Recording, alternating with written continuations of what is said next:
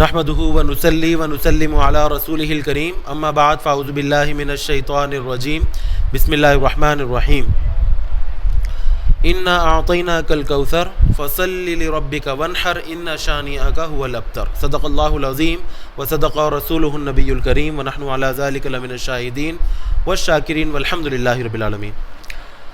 الحمدللہ قربانی کا موسم چل رہا ہے اور عنقریب جو ہے وہ ذوالحج کا چاند نظر آنے والا ہے، تو قربانی کے حوالے سے اکثر لوگ جو ہے وہ کچھ مسائل کا شکار رہتے ہیں، کچھ مسائل جو ہے وہ لوگ جو ہے وہ اس میں پریشانی میں مبتلا رہتے ہیں، کچھ پوچھتے رہتے ہیں، تو 3-4 ایسے مسئلے جو عام طور پہ وقوع پذیر ہوتے ہیں، تو ان کا حل جو ہے وہ انشاءاللہ میں آپ کو آج اس ویڈیو میں بتانے والا ہوں۔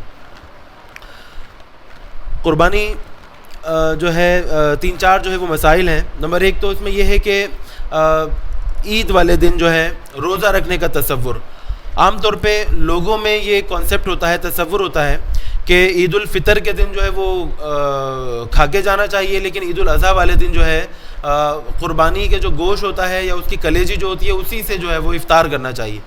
تو یہ بات یاد رکھیے گا، نبی علیہ السلام کی حدیث ہے، حضور نے فرمایا، نبی علیہ السلام کی سنت تھی کہ عید الفطر میں نبی علیہ السلام جو ہے وہ کچھ کھا کے نماز پڑھنے کے لیے جایا کرتے تھے، اور عید الاضحیٰ والے دن نماز پڑھ کے واپس آ کر کھایا کرتے تھے۔ لیکن ایسا نہیں ہے کہ قربانی کے جانور کا گوشت ہی جو ہے وہ کھایا جائے سب سے پہلے، یا اس کے جانور کے جو کلیجی سے ہی جو نا روزہ کھولا جائے۔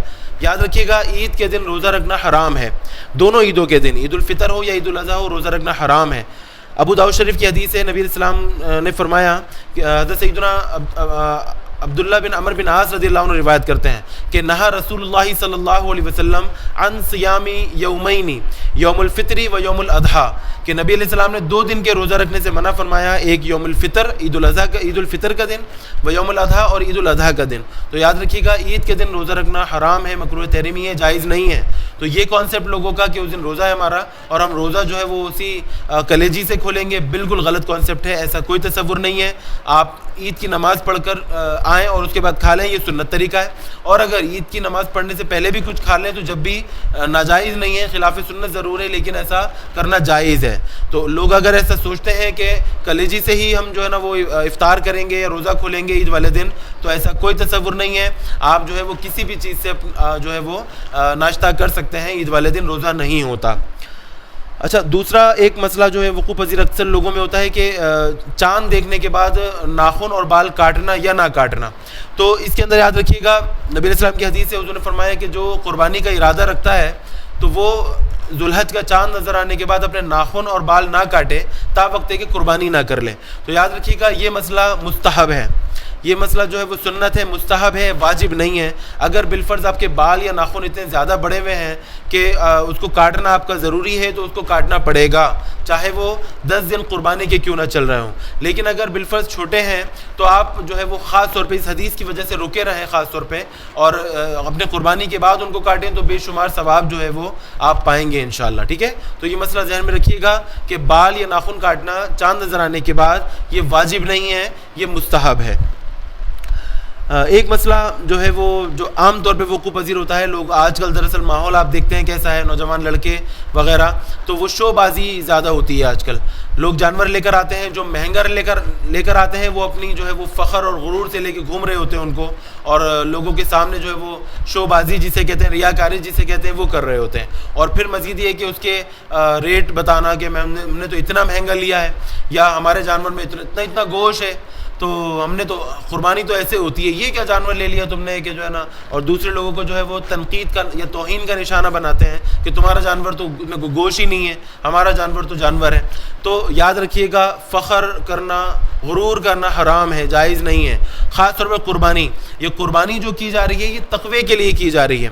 قرآن مجید کی واضح آیت ہے، سورہ حج آیت نمبر 38 سے اللہ تعالیٰ نے فرمایا کہ لن ینال اللہ لحومها ولا دماؤها ولکن ینالہ التقوی منکم، کہ اللہ تعالیٰ کو تمہارے قربانی کے جانوروں کا خون یا گوشت نہیں پہنچتا، ولکن ینالہ التقوی منکم، اللہ تعالیٰ کو تمہاری جانب سے جو تقوی ہوتا ہے وہ پہنچتا ہے، پرہیزگاری تمہاری کیا ہے۔ چنانچہ جو جانور لاؤ، اچھا جانور لائیں آپ کے پاس، آپ کو اللہ تعالیٰ نے استطاعت دی ہے، آپ کے پاس پیسہ زیادہ ہے، آپ اچھی قربانی کریں، بہت اچھی بات ہے، مستحب ہے۔ حدیث بھی ہے، نبی علیہ السلام نے فرمایا وہ قربانی زیادہ افضل ہے جس میں زیادہ گوشت ہو. تو یہ اچھی بات ہے، لیکن اس کا مطلب یہ نہیں ہے کہ آپ غرور اور تکبر میں مبتلا ہو جائیں اور دوسروں کی آپ جو ہے وہ تنقید کریں اور دوسروں کی تذلیل کریں. بالکل بھی جائز نہیں ہے. قربانی کی روح جو ہے فنا ہو جاتی ہے اور جو تقویٰ، جو مقصد ہے قربانی کا، وہ فوت ہو جاتا ہے. تو آپ اپنا جانور اچھا لائیں، بہت اچھی بات ہے، لیکن اس پر غرور و تکبر نہ کریں اور دوسرے لوگوں جو کم حیثیت والے ہیں، کم جانور، ہلکا جانور لے کر آئے ہیں، تو ان کی تنقید اور تذلیل کبھی بھی نہ کریں. ٹھیک ہے؟ تو ریاکاری مقصود نہیں ہے، یاد رکھیے گا. ریاکاری سے اعمال ضائع ہو جاتے ہیں. تو خاص طور پہ اس چیز کو جو نوجوان ہیں جو سن رہے ہیں مجھے، وہ احتیاط کریں، غرور و تکبر میں کبھی بھی مبتلا نہ ہوں آپ. ٹھیک ہے؟ تو اس مسئلے کے آپ خاص طور پہ احتیاط کیجیے گا. اچھا، ایک مسئلہ اکثر جو ہے پوچھا جاتا ہے، مجھ سے بھی پوچھا جاتا ہے، وہ یہ ہے کہ قربانی کے جو حصے ہوتے ہیں، بالفرض گائے ہیں، اس میں 7 حصے ہوتے ہیں.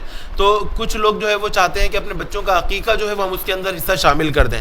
تو کر سکتے ہیں یا نہیں کر سکتے؟ تو یاد رکھیے گا، عقیقہ کرنا سنت ہے.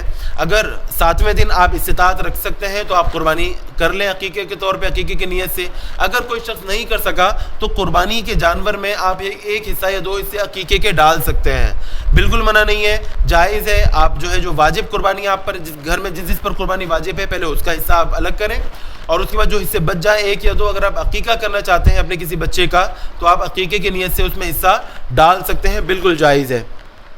اور ایک آخری مسئلہ اس کی وضاحت کروں گا کہ عام طور پہ پوچھا جاتا ہے کہ قربانی کا جو گوشت ہے وہ اندازہ آپ کو پتہ ہے کہ 3 حصے اس کے کیے جاتے ہیں. ایک حصہ جو ہے اپنے گھر کے لیے رکھیں آپ، ایک حصہ اپنے رشتہ داروں میں تقسیم کریں اور ایک حصہ غربا کے لیے ہے. یہی سنت طریقہ ہے، یہی حدیث سے ثابت ہے. لیکن ایسا کرنا واجب نہیں ہے، اور کوئی شخص اگر چاہے تو سارا کا سارا گوشت جو ہے وہ صدقہ کر سکتا ہے اور چاہے تو سارا کا سارا اپنے گھر میں اپنے استعمال کے لیے بھی رکھ سکتا ہے. اچھا، بالفرض لوگوں نے اپنے گھر میں حصہ رکھا اور وہ رکھے اس میں دن گزر گئے، یہاں تک کہ محرم کے ایام آ گئے. لوگ اس میں عام طور پہ جو ہے فاتحہ نیاز وغیرہ کا اہتمام کرتے ہیں، حلیم بناتے ہیں یا مختلف فاتحہ کرتے ہیں. تو سوال اکثر یہ پوچھا جاتا ہے اور لوگوں کا کانسیپٹ یہ ہے کہ قربانی کے گوشت پہ فاتحہ نہیں ہوتی. تو یاد رکھیے گا، ایسا کوئی تصور نہیں ہے. قربانی کے گوشت پہ فاتحہ ہو جاتی ہے، اور محرم کا حلیم وغیرہ اگر آپ بنانا چاہیں تو اس میں بھی آپ جو ہے وہ اس کو استعمال کر سکتے ہیں. کوئی اس کے اندر مسئلہ مضائقہ نہیں ہے. ٹھیک ہے؟ تو امید ہے کہ آپ کو جو ہے وہ آج کے مسئلے جو ہیں وہ سمجھ میں آ گئے ہوں گے. اور اگر اس حوالے سے اگر کوئی سوال آپ کے ذہن میں ہو تو آپ اس ویڈیو کے کمنٹس باکس میں جو ہے وہ آپ اس کو پوچھ سکتے ہیں. انشاءاللہ تسلی اور تشفی بخش جواب آپ کو دیا جائے گا. دعا میں یاد رکھیے گا. سر محمد ندیم خان، ایسے پبلک اسکول، سرجانی ٹاؤن. السلام علیکم ورحمۃ اللہ وبرکاتہ.